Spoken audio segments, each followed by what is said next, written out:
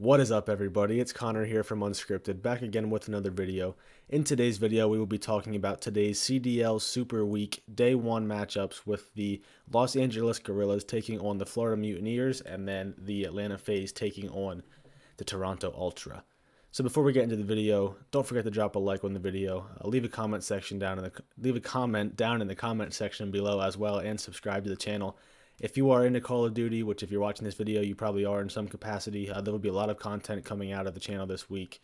You won't want to miss it. With a Super Week, we have a lot to talk about. We're going to have previews of every match of every day, and yeah, let's get right into it. So kicking things off, we have and I apologize, I don't have my mouse today, so if you hear my clicking a little bit louder than usual, I apologize for that, but we're going to have to deal with it. Anyway, first off, we have the Los Angeles Guerrillas against the Florida Mutineers. So these are two teams who... I shouldn't really say these are two teams. We have a team in the Los Angeles Guerrillas who played okay in their opening weekend series. They had two series. They came out of that 1-1. They got 3-0'd by the Atlanta Faze, who, like I said, we'll be talking about here shortly. And they came out victorious in 5 games against the Paris Legion. So 1-1, not against, their win came against not the best competition, but regardless, they got the win. That's what matters. Now, across from them, you have the Florida Mutineers, who surprisingly got pretty handled, honestly, by the Toronto Ultra, 3-1, losing both hard points, pretty substantially.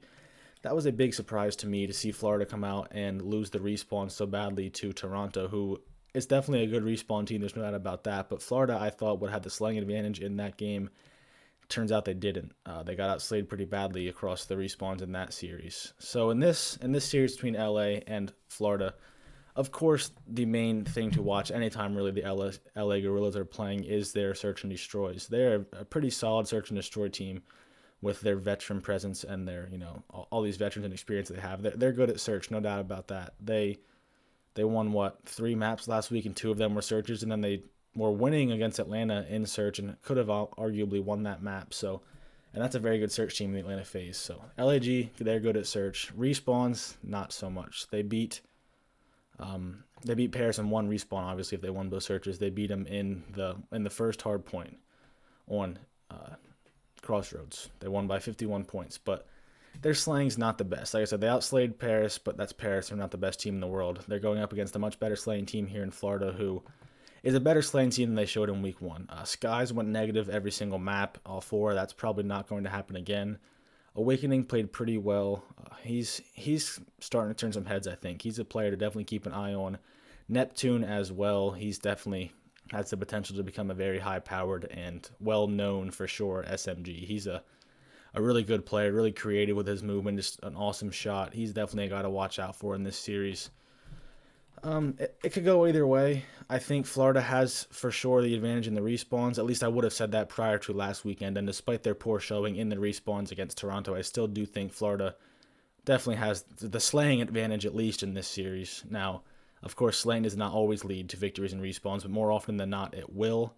So for that reason, I do favor Florida in this series a bit, but if LAG can manage to steal one of those respawns and get it to a game 5, they're probably the favorites in both search and destroys, I would say. Of course, it depends on maps and situations and all that, but Florida by no means a bad search and destroy team. They're pretty solid. They beat Atlanta Faze, I think, in both searches in their Kickoff Classic series, so they can definitely do some damage in search and destroy, but I'd probably have to favor LAG if it got to game 5, but I do kind of think Florida will just come out and win maybe 3-1, win all the respawns. Maybe even steal the search and win 3-0 as well. We'll just have to see how it plays out. But the searches, if there's 2 of them, should be interesting. The control, of course, is usually, I should say, not always, going to be somewhat close. So there's the potential for LAG to steal this one, but I will probably go with the Florida Mutineers to win this series. I'll say 3-1 with LAG taking the search and destroy, and that's it. It's an interesting match, though. LAG surprised me a little bit. They got that win over Paris, and despite, losing 3-0 to Faze, they were competitive at times. So maybe they'll play up in the power rankings a little bit. I have them currently at number 10. I think I have Florida at 7. So I think Florida, though, is better than they showed last weekend for sure. I think we'll see that in this series. So I do favor Florida over LAG. Now we move on to the much more interesting match, in my opinion. We have Atlanta Faze versus the Toronto Ultra. So Atlanta Faze, pretty solidly, in my opinion, the best team in the league right now. Of course, it's early, and there's a lot to happen yet.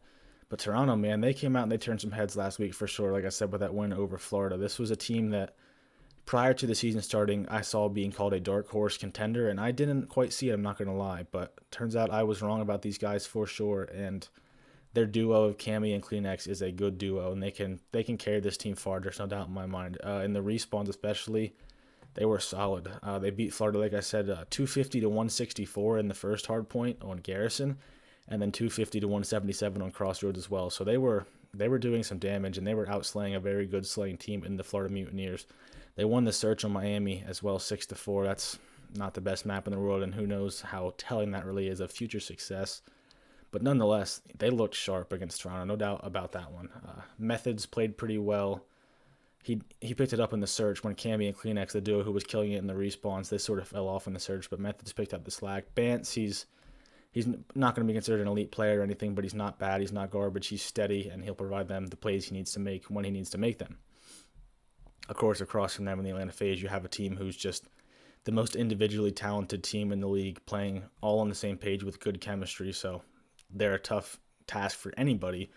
But the way Toronto looked last week, they beat a team who beat the Atlanta Faze in the Kickoff Classic. So Toronto's up for the challenge, in my opinion. I do definitely favor the Atlanta Faze in the search. I think if they're not the best search team in the league, they're the second at worst, behind maybe Minnesota. They're just really solid in search. Abizi and Simp, we know how good they are. They're always making plays. Selly and Marcides, they're just so talented.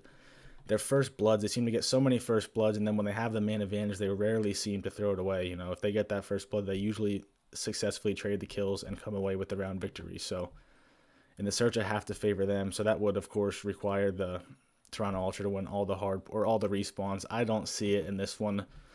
I could see this game going 5 maps. I could see the series going 5 maps, but in the end, I do think the Atlanta Faze are going to come out on top in this one. I'll say 3-1.